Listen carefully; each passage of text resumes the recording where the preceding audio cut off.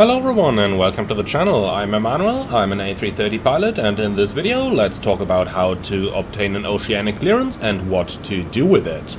This video is going to be a little bit simplified, so it is not going to be a complete instruction, but much rather it is going to focus on the practical aspects that are going to be relevant for you flight simmers. So we're going to start with how to request the clearance. The oceanic clearance request is usually done via data link, and we can find that down here on the AOC in-flight menu if we go on the next page, and then we've got the oceanic clearance menu down here. So before we start sending out our clearance request, let's talk about a couple of the basics that the clearance needs to obtain. And the clearance must contain all of the following information: the oceanic entry point, the estimated time of arrival at that point, the requested Mach number, requested flight level, and the highest acceptable flight level, which can be attained at the oceanic entry point. So the clearance should be requested in a certain time frame prior to entering your oceanic airspace. That time frame varies depending on the area where you are going to enter the oceanic airspace. In short, if you enter via Gander, so basically when you're flying from Canada, then you need to request your clearance within 90 to 60 minutes prior to the oceanic entry points. If you enter via Shanwick and Bordeaux, you need to request between 90 and 30 minutes prior to entry. If you enter via Santa Maria, at least 40 minutes prior to entry. And if you enter oceanic airspace via Reykjavik, you need to request it between 25 and 45 minutes depending on where you come from. It's 25 minutes from Stavanger and Scottish, 30 minutes from Murmansk, and 45 minutes from Edmonton, with the rule of thumb for Reykjavik being 20 to 25 minutes. Now, you might be asking yourself, okay, so when exactly should I request my clearance? Well, as early as possible. The earlier you request your clearance, the better the chances that you get exactly what you're looking for, because you will simply be first in queue and nobody else has taken your level, your speed, or your entry time. So, basically, when you're flying a typical North Atlantic crossing from Europe to the United States via Shanwick or Gander, request your clearance 90 minutes prior to the oceanic entry point. Now, departing from Germany, you can usually do it when you reach just about your top of climb. As you can see, we are right now about an hour into the flight from Munich to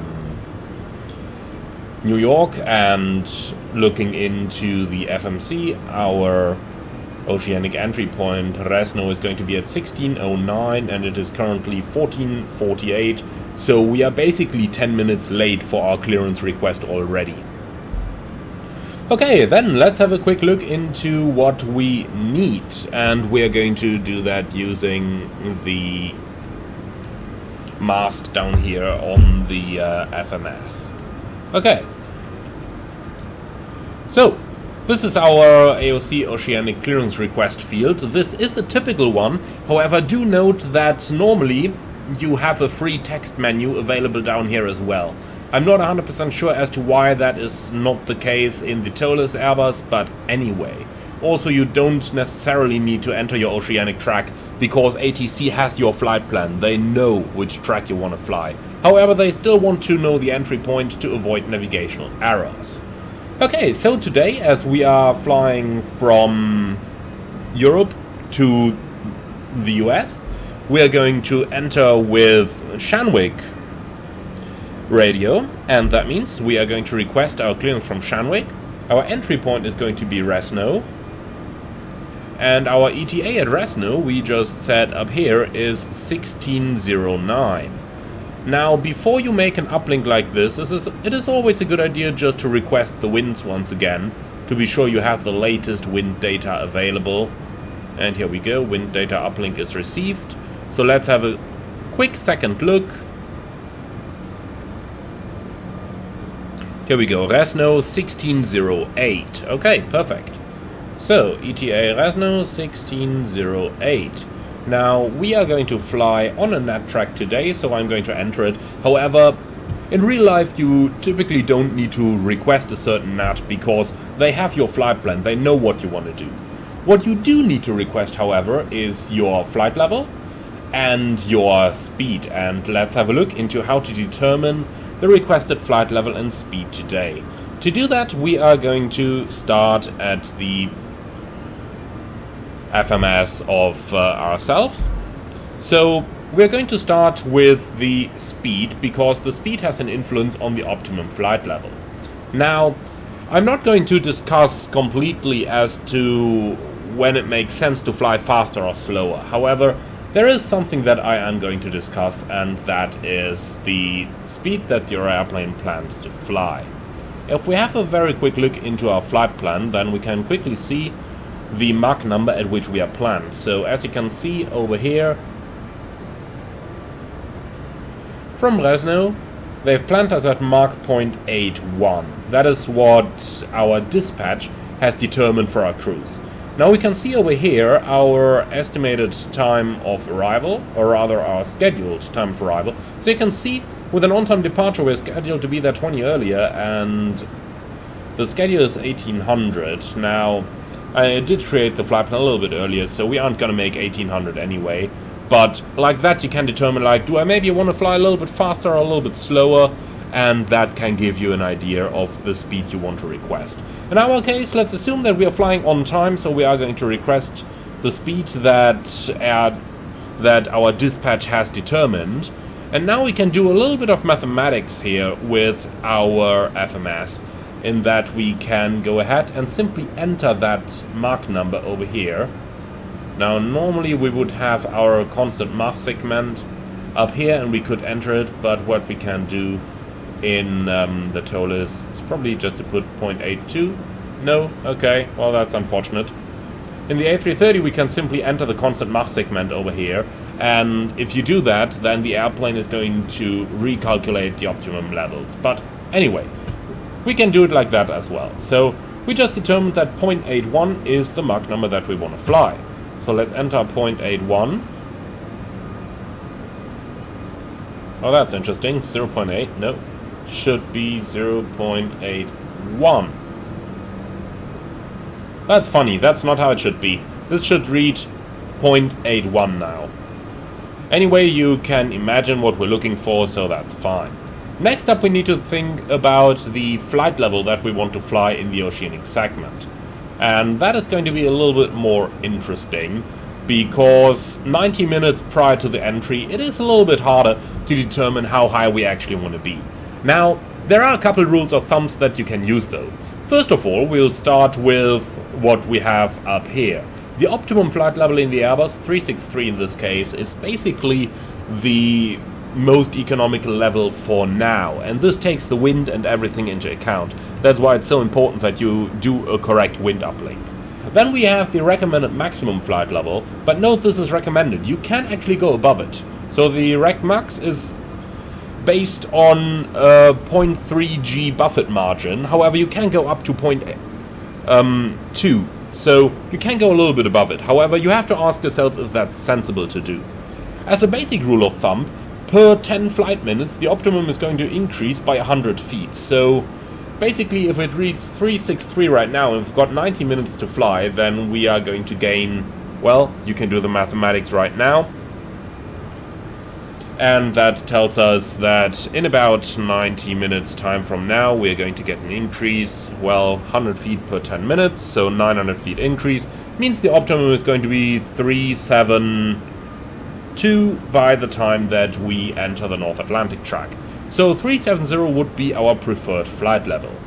However, we need to take into account that there might be other traffic crossing the Atlantic as well, and that our optimum level is going to increase as we cross the Atlantic. So for that reason, if 370 is the optimum by the time that we enter the North Atlantic area, it would make sense to request a slightly higher level in case you don't get any change anymore for the next 4 or 5 hours crossing the Atlantic. So 380 might be a good idea. Now looking at the recommended maximum, this is showing 396 right now. This is also going to increase by about 900 feet. So we can safely say level 400 is going to be possible. So what we are going to do for our flight level request today is we're going to request flight level 380. And then in the free text menu that unfortunately we don't have in this simulation over here, in the free text we would enter this. Max space F400.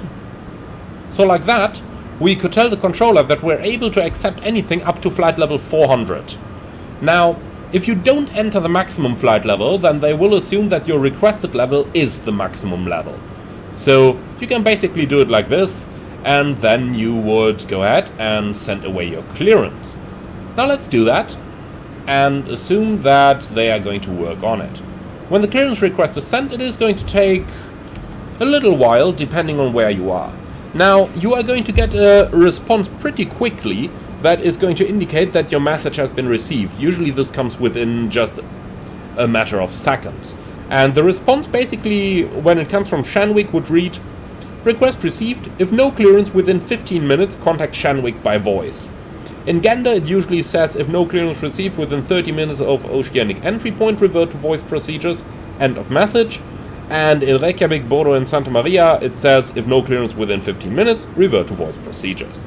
So like that, we are now waiting for the clearance. Now, my experience so far is that when you're requesting an Oceanic clearance, like 90 minutes before your entry with Shanwick, then it usually takes them just about a minute to issue your clearance, because you're the first to request one, so they don't have to, you know, attempt to do any workarounds or anything in order to get you going. So, here is an example clearance that you might receive from Shanwick. So let's have a look into what exactly this says now. And in order to do that, let me quickly show you another document over here. And this is NAT Ops Bulletin that you can find on the ICAO website, and this basically explains to you how those data link Oceanic clearances look like. Now, I'm going to show you this based on our flight so that I can tell you what we're going to check in the aftermath as well. So let's bring this up again. So this is the clearance that we have just about received from Shanwick. Let's go ahead and have a look into what is actually written in it and understand the clearance next. So what's written in it? Well, we're going to start with the top left, CLX. That is the message identifier and simply stands for clearance. Next to that is the time, so 14:55. You can see 14:58 over here, so the clearance was issued 3 minutes ago. Going ahead from there, we've got the date, so it's the 22nd of September 2023. The clearance came from EGGX, so from Shanwick OCA, and it's clearance number 993. That's simply the data link clearance sequence number. That's not really important for you. Then we've got Lufthansa 410 cleared to JFK via Resno, not Golf, and then it lists the coordinates of the NAT Golf below that. Then from Resno at time 1610, maintain flight level 380 Mach 0.81, end of message. The end of message is really important there, because if you don't receive that, then you don't know if there might be any additional information. So the end of message is a very important thing that you need to check at this point. Alright, so we have received our clearance now, so let's go ahead and show you how we are going to incorporate this in our flight management system.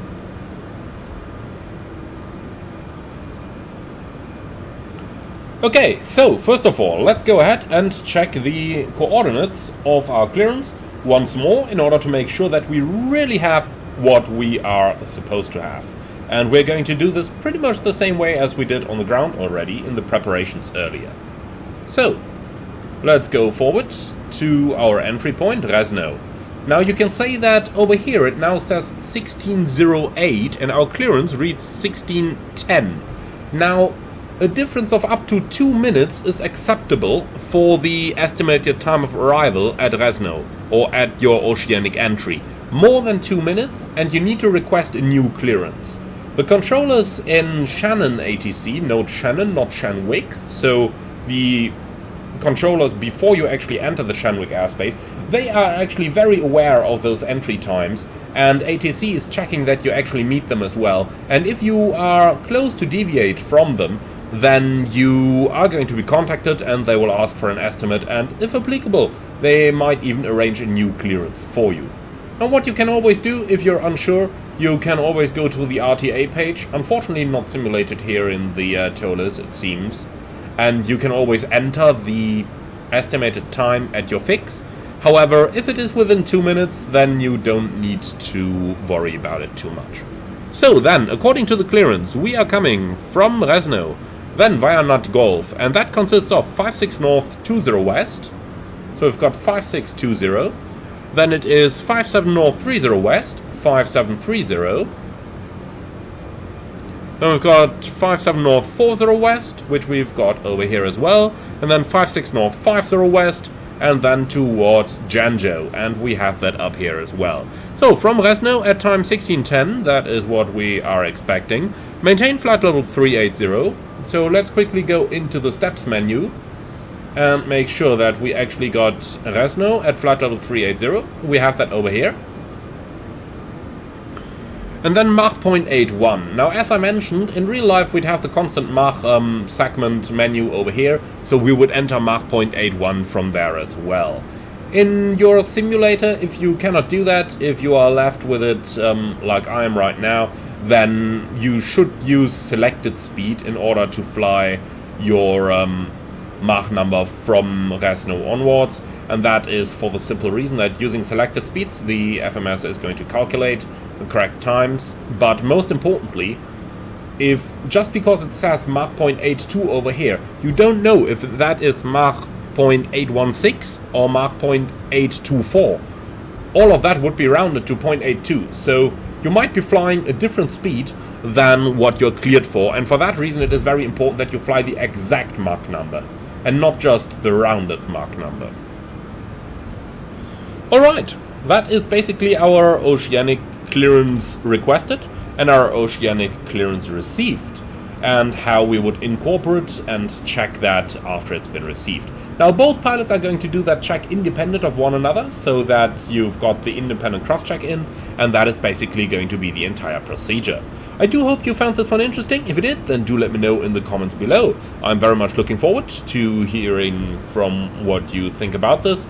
And don't worry if I focus this one a lot on how it works in real life. In VATSIM, when you're flying across a pond, things do look a little bit different, but I am going to make a separate dedicated video on that for you guys closer to the Cross the Pond event. Thank you very much for watching, everyone, and if you're up for more, then don't forget to subscribe to the channel. In the meantime, thank you very much for watching, and I see you all again on the next one. Lastly, if you really liked my video, then I would love a small donation through the Buy Me Coffee link in the video description below. Thank you very much, and see you all again on the next one.